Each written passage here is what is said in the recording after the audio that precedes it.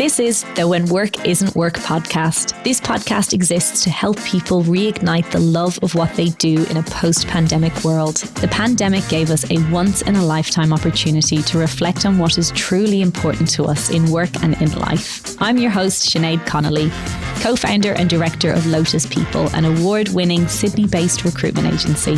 We hope you enjoy today's chat.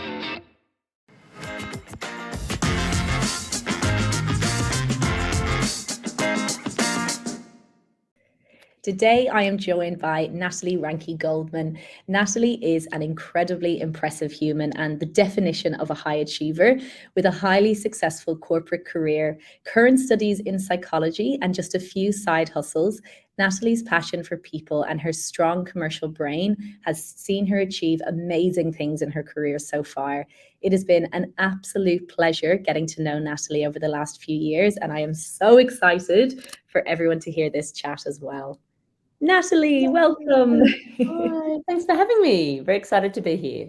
My absolute pleasure. You have your podcast as well. So you are a dab hand at conversations that flow and ebb and end up going out into the ether, hey?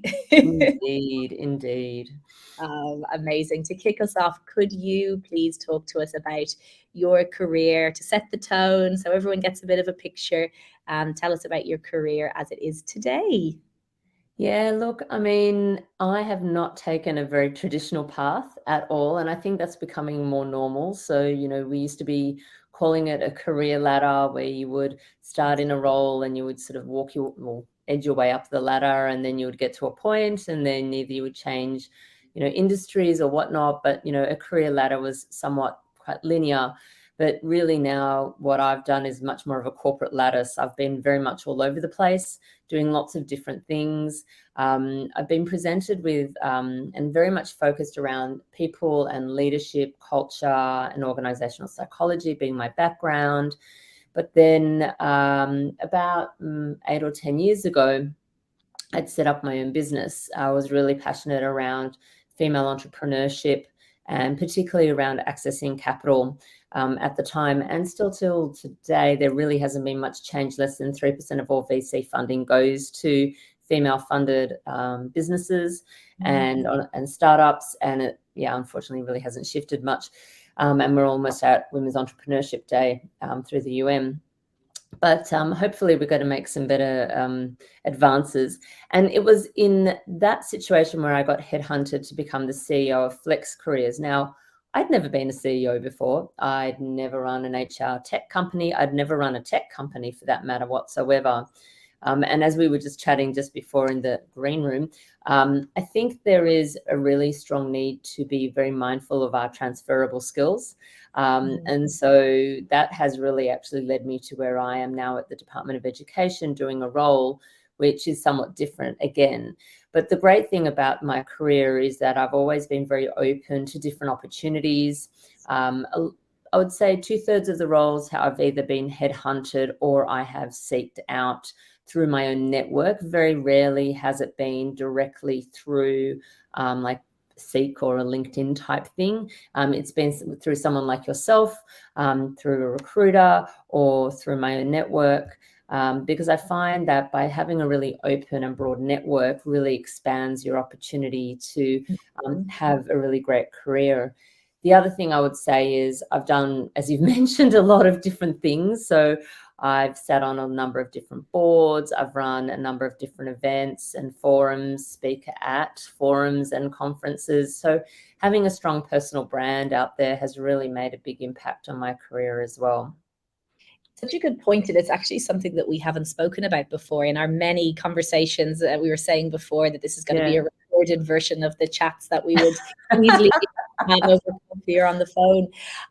But it isn't something we've really touched on, but it's such a crucial thing. And I think if I think about our interactions over the last couple of years, there's so much authenticity and genuine sort of human you're a human person, and that comes across so well, and you are so lovely in just how you engage with people. And I think it's so important. It's holding space for people. It's having that awareness. And I think it's such an interesting thing because I see it through running Lotus and with the consultants that I would spend a lot of time in kind of training and coaching and kind of, I guess, showing them the kind of ropes of the industry. It's like, it's so important to be authentic and to be genuine, but at the same time, like, it is prudent. It does help you in your career. It's helpful to know people. It's helpful to put people in contact. And I think it ties the mindfulness of actually sort of having these interactions and then pausing. And you're so good at making introductions, and you think of, okay, who do I know that I can pass over to somebody else? And it's, I think people get so busy that they don't actually factor those things in, and they don't actually make time for it. And it is about being more considered. It is about sort of prioritizing those things. But the vast majority of people just don't do it because they just then crack on with life. But there's so much value to it. Is it something that you're sort of, I guess you've been conscious of in your career as well? Look, absolutely. I mean, there's two components there. There's the connectivity part and then the authenticity part. So I'll start on the connectivity part. I think for me, by nature, I'm a very social being. I'm a bit of a social butterfly. And I really enjoy meeting new people all the time. I'm interested in hearing new ideas. And then kind of going, oh, well, you need to speak to so-and-so because you're working on this and they're working on that. And how amazing would that be if you got together? So collaboration. So before all these things became a buzzword, I was kind of doing it. And so my network, my LinkedIn is like stupid. It's like, I don't know, 13 or 14,000 people. But it's, the reason is that I'm very active and proactive in engaging with people, asking them ideas, having the humility to not knowing answers, and subsequently, really connecting people that I think would benefit, and then subsequently, great things happen from it. And it's not because I actually seek anything from it. I don't get any financial compensation from it. It's not that I benefit in any way other than purely that connection piece. And I think in business and just in the world in general, I think connecting people is something that I really just love to do. But to your second point around authenticity, so that's a really interesting topic. So back in the day, when I first finished uni and I went into my first job, I wore a pantsuit, which I definitely do not own anymore. Now, I thought that's what I needed to do. I felt like I needed to be quite masculine and manly in a corporate world. You have your jacket and your pants and you sort of bag, and you kind of fit into that culture. And whilst part of that is a youthful thing where you're still not quite sure about who you are, and sometimes authenticity can be quite tricky when you're not even clear about who you are and what your values are and things like that. But through the years, the thing that I've found to be really important is to be true to oneself. And that includes, for example, so I now have 2 older children, older teens, but back in the day when they were young and I was sitting on boards or on executive leadership teams, and I remember one of my son, for example, he was in the daycare in the building, but he had a very mild fever. So of course I had to go get him, but I still needed to do a presentation. So I wheeled him into the boardroom. We're back in the even pre-iPad days where we had a portable DVD player. And I had him in a pram with a portable DVD player, box of snacks. And I said, Mama's going to be half an hour. And he just sat there quietly. I did my meeting. I got a lot of really bad looks, but I'm like, well, if I'm going to be my best person and I'm still going to present, I need there to be some level of flexibility. And so I've always pushed against that mold around what's acceptable and not, which is one of the reasons I loved working at Flex Careers, around challenging the norms, particularly around gendered norms, around what does it mean to be a man at work or a woman at work, a father at work, a mother at work, and what's expected. And look, we still know there's a lot of disparity there. But if we take those norms out, what does that look like? So for me now, being older and more confident in myself, having that level of authenticity that you've now met me, if you'd met me 10 or 15 years ago, you may not have thought that as much, but it comes with age, I think, to have that confidence in oneself to be who you are. And, you've got enough rungs on the board as well that you've proved yourself. You don't feel like you need to show that you're worthy of this role, like you've been hired in to do something because of the work you've done before. And yes, you still want to be professional and do a great job, but you can still be yourself. And I think COVID has taken down some of those barriers and created a much more human way of working. And despite the bad things of COVID, I think there's been some really good things that have come out of it as well. 100%. I was going to say, I think you were ahead of the curve there, bringing your little one, bringing your son into the meeting. Yeah, but trust me, it was hard because I got like the CEO pulled me into his room and I, had a go at me, and I just said to him, well, what would you have preferred? Would you have preferred that I wasn't present?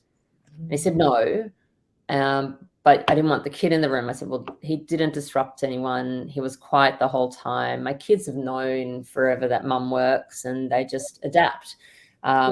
So, and they challenged him, and then he was like, oh, okay, well, maybe we need to relook at how we do this. And I was like, exactly. So it wasn't always easy. That's for sure. That's how change happens, right? And I think, as you're saying, around not much has changed. I've heard that stat before, about 3% of female founders only receive the 3% of the VC funding, and that isn't changing much, but it will. And everything that's happened, like even as that in that experience, like I think that has changed quite a lot. I think most people are happy for kids to be in the background, for kids to be on Zoom, for people to have insight into families and into the fact that you are a holistic person with many different facets to your life. Work isn't the only reason why you exist.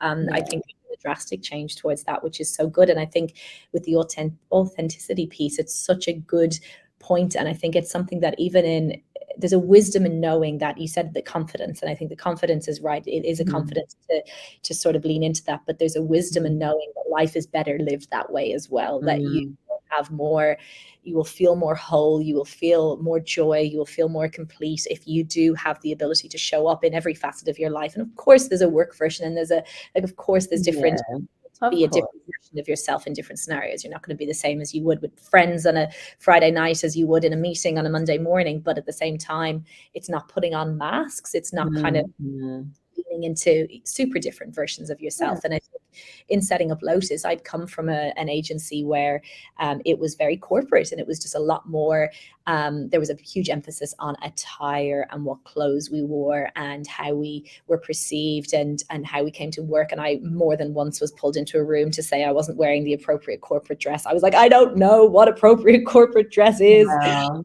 Oh, this attire, it's not me. And in setting up Lotus and I set Lotus up at 27, from a very young age, I knew I wanted to create, I want this to be a container where we could create a place where people could come to work and be any version of themselves. And now they're so much more kind of relaxed and chilled, and that's in our industry, but that wasn't the case. Like, we set that up with the view to be as authentic and true to ourselves as we could be at that time. And I feel like that's kind of now the trend. That's now what candidates look for in employers. That's now what people are trying to identify as, okay, where is somewhere I can go where I can be myself? And it's not always easy, but it's definitely in a trend. And I've definitely seen that over the years. It's such an important one. Yeah, I couldn't agree with you more. Yeah. And with regards to, I guess, the experience you've had recently, because we've obviously been speaking, you recently on the market, you were looking for work. I would absolutely love to, I loved going through that journey with you, because it's market, as we know, looking for work at the moment is extremely chaotic with what's happening in the tech industry. Changing sort of market and the changing kind of variables, everything that's going on. It is slightly chaotic, but yeah, how did you find that with the shoe coming from these kind of super high level positions and shoe being on the other foot in terms of work rather than hiring? How was that process for you? Really hard, actually. I mean, so unless you're in a senior executive position, it's hard for you to understand. So when you're in a senior executive position, it's like, yes, it's great salary, you're achieving great things, a lot of responsibility, great purpose and all the rest, and then it's all gone. And so your whole structure to your day is gone. And so whilst the market has been very buoyant, when you're at the pointy end of the market, it's very tricky because there's not that many jobs. And then in the tech space, there's even less jobs. Crypto's been all over the shop. There's been a massive devaluation of tech overall this year. A lot of people up to somewhere between 15 to 18%, not including Twitter in the last week, but, have just lost their jobs left, right, and center globally. So tech, which used to be this cash cow, if you will, it's really flipped it on its head. So it's been very unusual and very volatile. And so you had to be really creative around how I would go about connecting with my network, being really clear on my value proposition. What is it that I really wanted? I found when I was made redundant a few years ago, and I was very unclear around what I wanted to do, made it really, really hard for me to find that next opportunity.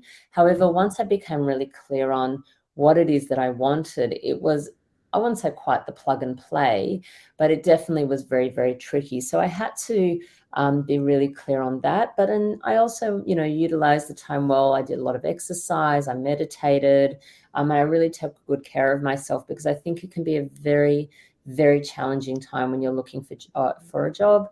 You're constantly getting rejected, and you're like, but I'm good. Like, I know I can do this. Why aren't they picking me? What's wrong with me? And you start having questions of self-doubt. It's not always this, everything's fine, everything's great. It's not. You have crisis of confidence, and you have days where you just kind of go, well, what's the point? I'm just gonna, whatever, I'll figure out something else. But that's actually when, and we were talking about this before, why I went back to university as well, which we can touch on in a bit. But for me, really, it's a journey. It's hard, but like anything in life, nothing comes easy. That's worth waiting for. And now I'm really happy with where I'm at. Which is amazing. And you're exactly right. If things just fall into place instantly, you don't get the stickiness of growth. You don't get the experience of having navigated through something that might be challenging, and then at the end you get this reward. Things come easy, and then you potentially don't appreciate them, or you don't have the same level of gratitude, awareness, and you also don't have just the knowledge that you picked up throughout that journey.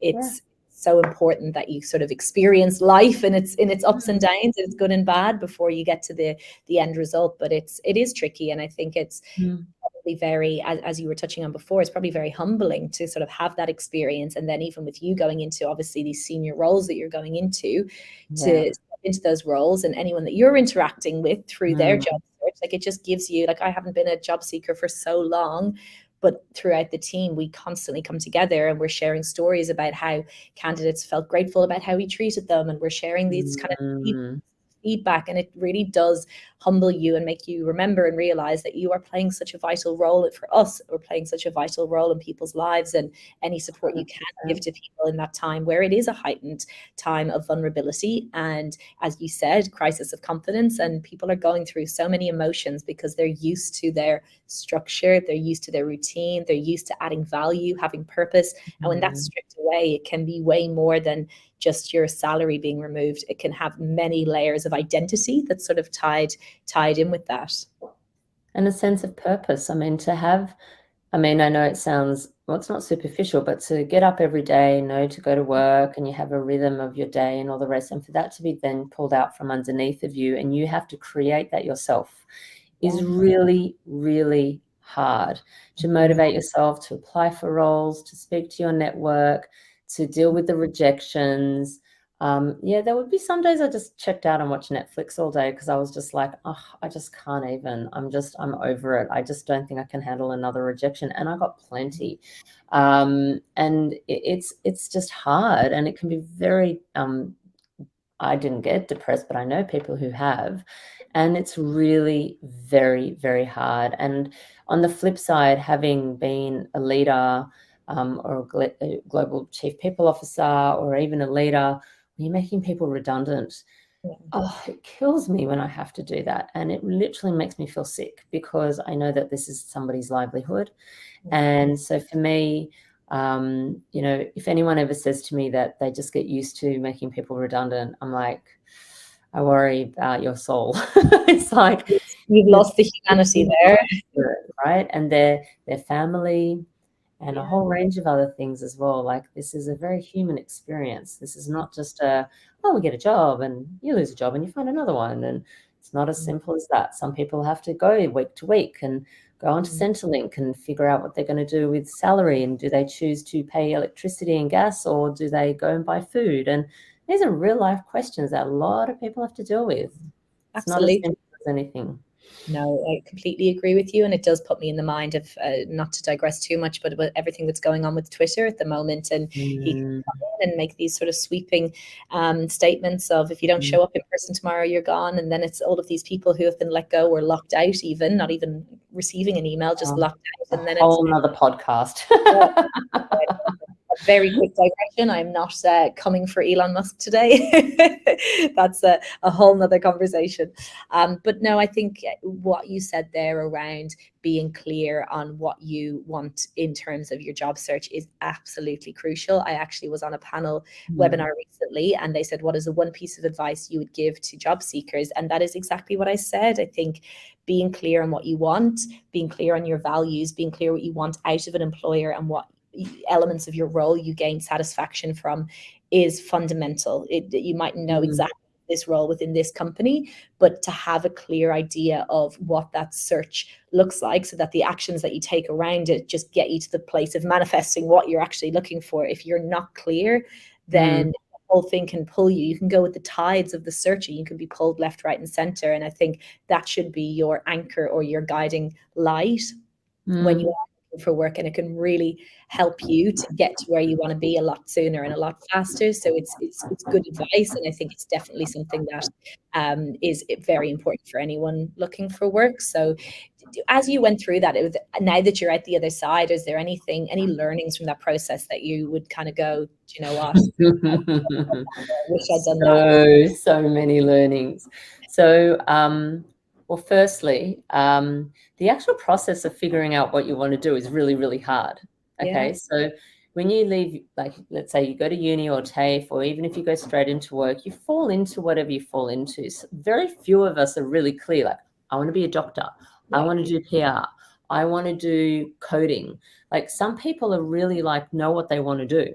Most of us, we don't, right? So we do stuff that we think is interesting to us. We try our hand at this. Yep, that was great. And then we fall down a path. Some people fall down another path. And there's not a very proactive approach around thinking about what you said. Like, what are my values? What's important to me? What do I enjoy doing? What am I good at doing? And if there's a gap there, do I need to go back and learn this? And so we don't spend a lot of time thinking about that. Then we're also put in positions when we're made redundant, which is happening very regularly. Like 20-something years ago, being made redundant was like a thing, right? Like, if you were being made redundant, like, that was like, oh my God. These days it's like, whatever, like, everyone's been made redundant. I mean, like, it's not a big deal, and there's no stigma whatsoever. It's just things chop and change so quickly, right? And you get a bit of payout, which is decent. But the truth is, when I left Flex Cruise because I was made redundant, the two co-founders basically came back into being the CEO of the business. I'd grown it into a multi-million-dollar business. They were very happy.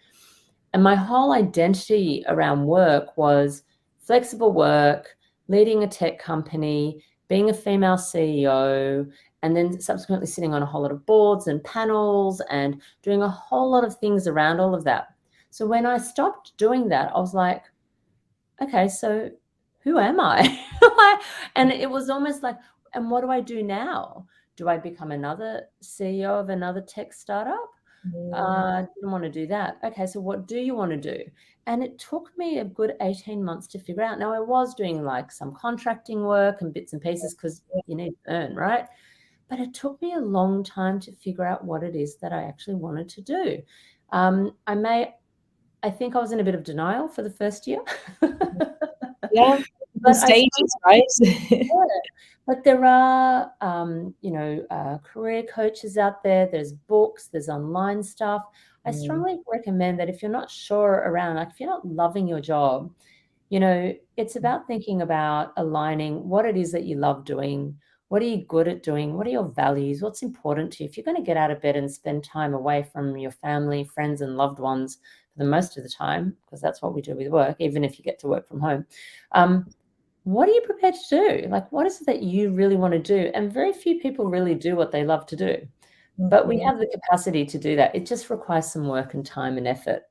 So it isn't easy. Again, it's hard, but it's worthwhile. It creates meaning and purpose in your life. So yeah, you definitely want to, you know, if you're not sure about, you know, what you want to do, spend a little time thinking about those kinds of things, just to help you drive you in the right direction. And it's an investment. It's an investment in your happiness and in your fulfillment. And I think in hearing you, I think of a lot of the people that I interact with are very people-centric people. So people leaders or passionate about psychology and the human condition. And it just happens to be the people that I gravitate towards and the people that I end up interviewing for the podcast. Like bias, it's called, my love. Like bias. There you go. Okay. Noted. Which is very normal and natural, by the way. Yeah, I'll be immediately researching this afterwards, learning all about it, self-diagnosing. So, and with that, I think as you're speaking about the sort of, not all of us know what we want to do. I often find that people within that space, they often struggle more because there's so many facets. You could take it into business, you could take it into psychology, you could take it into L&D, you could take it into HR, you could take, like, similar to what your trajectory has been. When you are that type of person who gets value and satisfaction from connection and have obviously a commercial brain, there's really many different lanes and roads that you could that you can walk down. So it's almost trickier than sort of, I like numbers, I'm going to be an accountant, or I have a very linear brain, I'm going to be an engineer. I think it's a little bit trickier, but that's obviously how you've ended up going back to studies. So tell us about the psychology, tell us about the studies. You're now layering boards and senior roles. Lots of things. So essentially, I've been working quite a few decades, almost 3. Oh my God.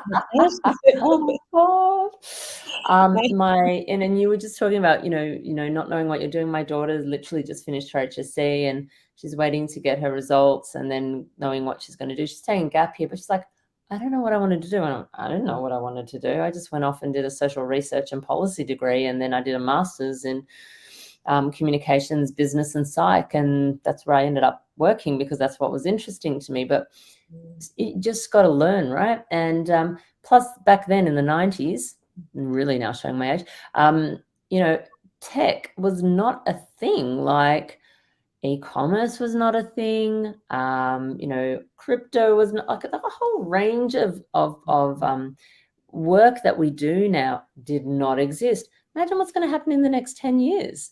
There's going to be so many more new roles and different things that we're doing. So for me, going back to uni is a bit of a long-term game. So it's not a short-term one.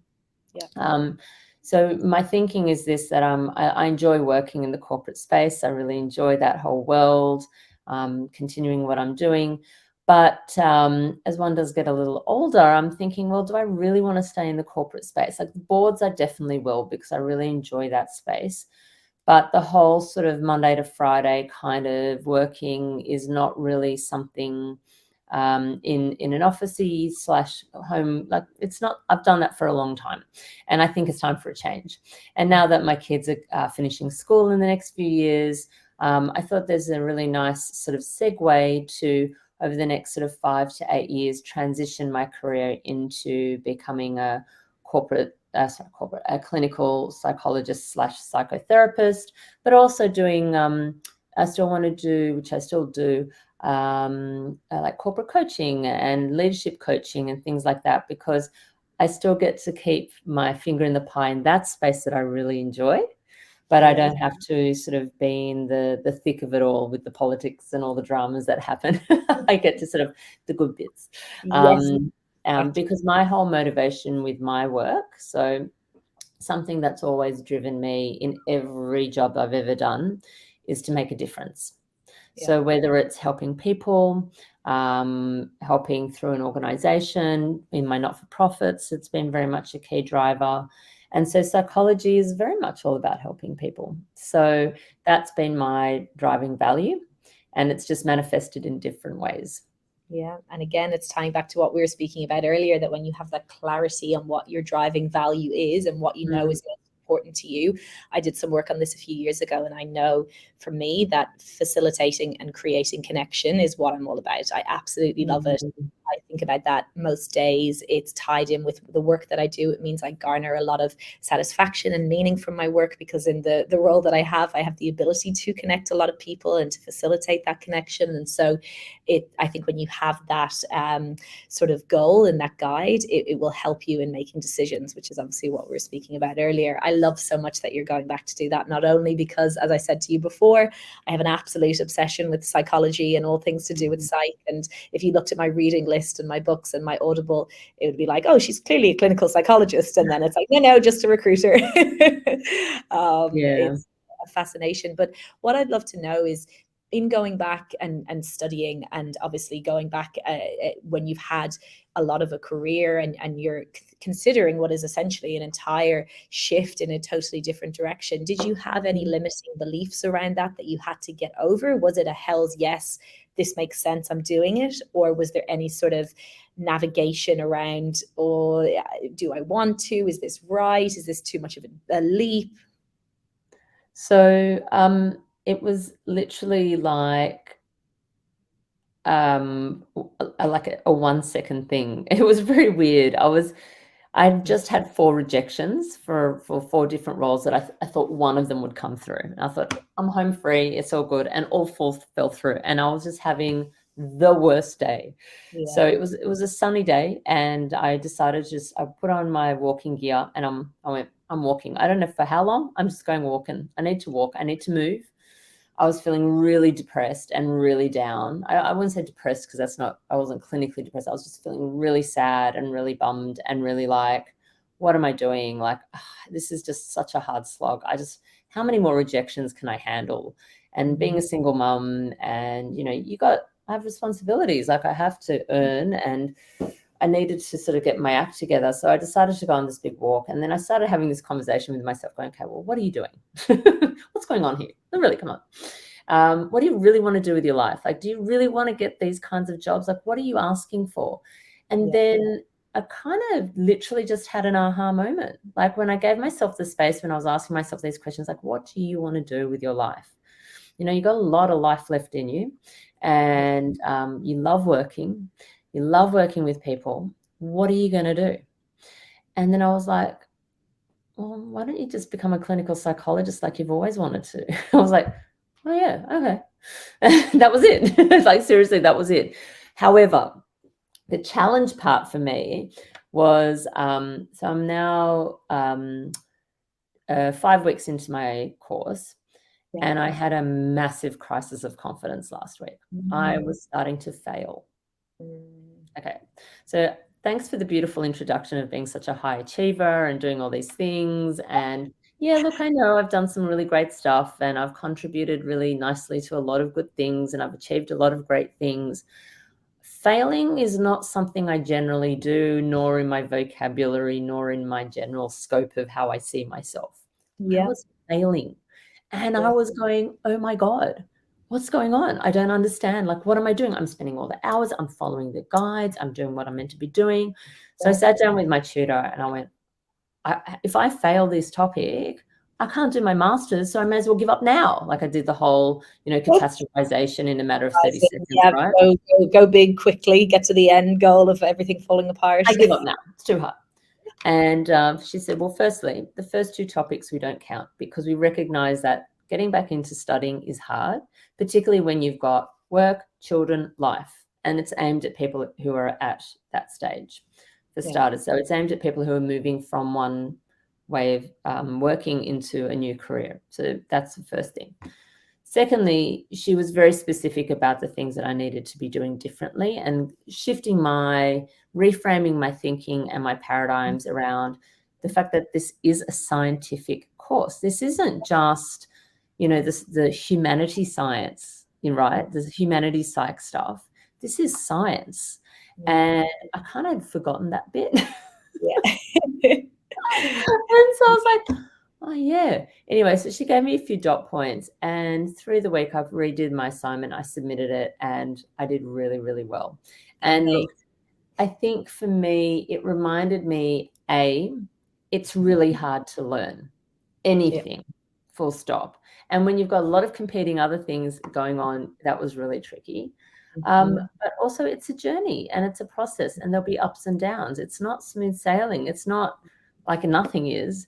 But so for me, the actual decision to do it wasn't hard, but it has been very tricky juggling kids, work, like I was up to 11 o'clock last night doing readings. I've got lectures tonight. It really does impinge on your day. So you have to be really committed to wanting to do it, which I am. And I'm very excited about it. That's amazing.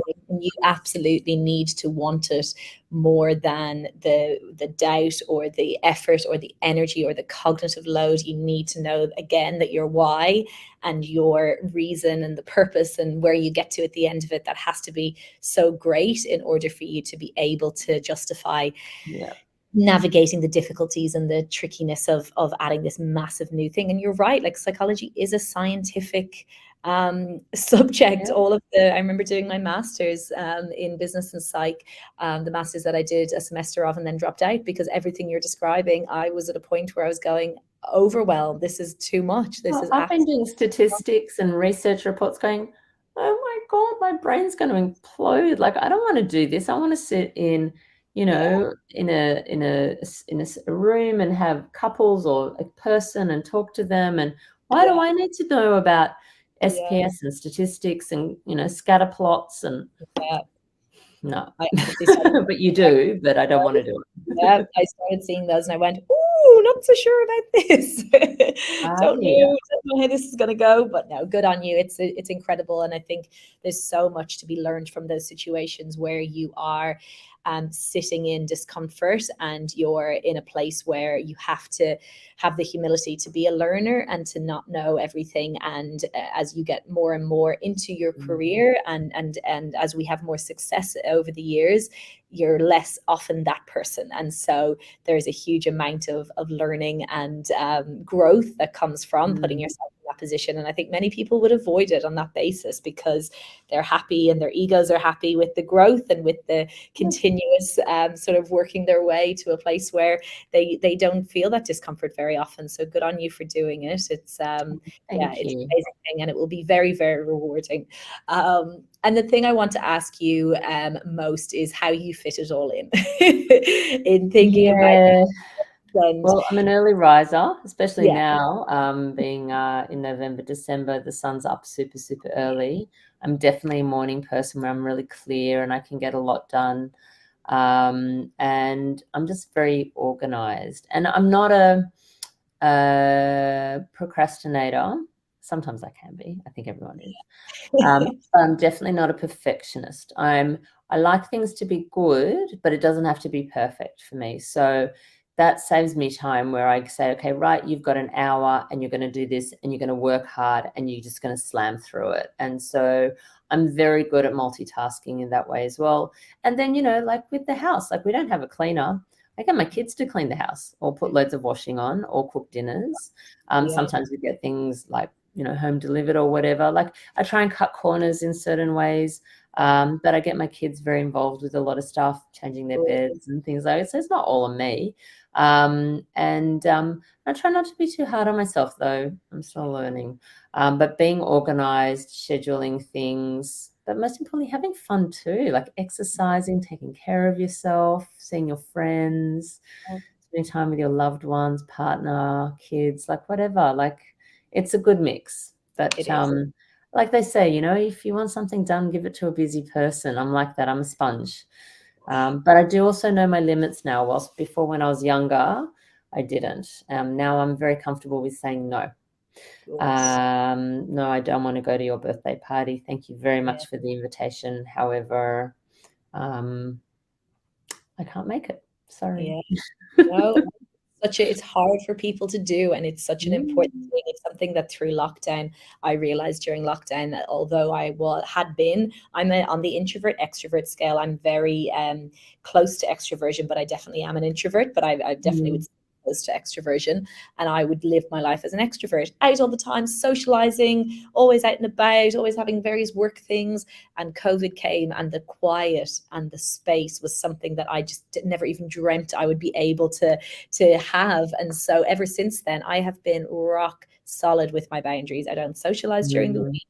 I know exactly what I need to do to ground. I know from Thursday to Sunday I have to be at home cooking, otherwise I won't feel rooted into my week. There are so many things that I have set in place around boundaries and saying no. And I say no now more than I say yes. And that whole experience of realizing I need and enjoy space through the pandemic has allowed me and given me permission to be able to do that. And it's fascinating, and it's such a good thing, and it's so simple.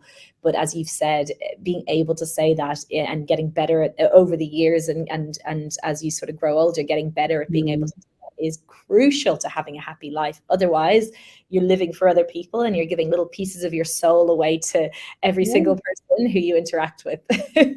Yeah, look, boundaries are important in any healthy relationship, especially your own with the world. Knowing what you need and putting some of your needs first, there's absolutely nothing wrong with that at all. But I really do feel that being more proactive rather than reactive. So being clear on what you need, on if you've had a really big week and you need to decompress on the weekend, you can say, yes, I know I've said yes to something, but you know what, I really need this space, and not being ashamed about that. And just as a total kind of rabbit hole, but very relevant, I've also become very proactive even with my technology. So whilst I love technology and I'm a big technology buff, there is a fantastic book by Cal Newport called Digital Detox and Minimalism. And he talks about the fact that whilst technology is fantastic, we've become its slave as opposed to we're not its master. And so after having read that, I've made sure so I don't do doom scrolling. If I use my phone, it's for very proactive, specific purposes. Otherwise, I leave it to the side. I really try to utilize technology as a time saver and an enabler, or doing something like this rather than, whatever it is, rather than it being you being a slave to the technology. And that also saves me a lot of time as well.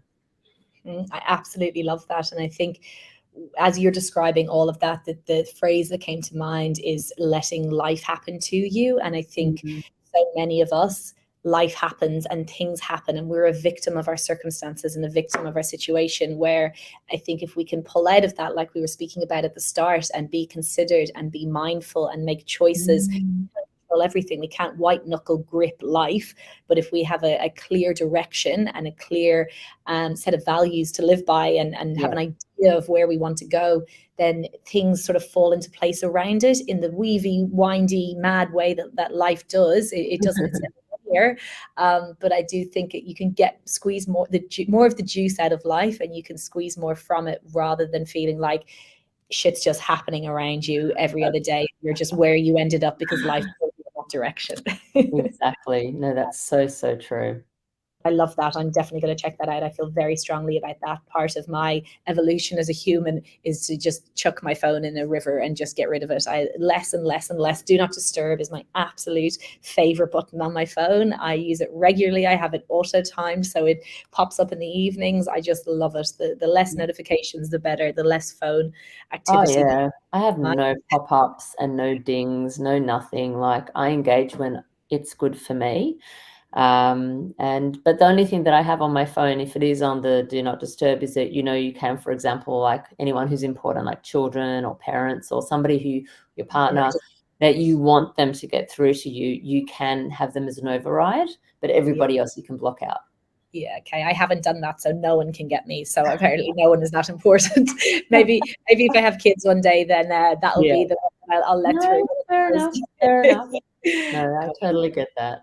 It's such good advice, and I think it's important for our nervous systems. My goal is to just constantly have my nervous system get to a place of just calm. That's what I'm after. Look, thank you so much for coming on, Natalie. I honestly could, as we do, I could keep on chatting for hours and hours. We could go on for hours, but we won't bore everyone else. No, into a work day, so I know we'll have lots to do. But look, thank you so much. There's so much advice within that. There's so much guidance, so much insight and wisdom, and I am so grateful to you for speaking with us and for coming on today. So thank you. Oh, and thank you for thinking of me and to include me in your wonderful podcast, which I listen to every time it comes out and share it with everyone as well. And yeah, keep it up. It's fantastic. It's wonderful to hear all the different topics and speakers that you have along. So I'm honored to have been considered as one of the speakers. So thank you. It's been great. You're amazing. Thank you so much. This podcast is sponsored by Lotus People Recruitment. We are an award-winning Sydney-based recruitment agency with a genuine human-first and innovative approach. Lotus People are disrupting the recruitment industry by placing quality and service at the heart of all we do. Recruiting roles across HR, talent, business support, and much more. Head to our website today for more information if you are a job seeker or an employer hiring staff. We're at lotuspeople.com.au.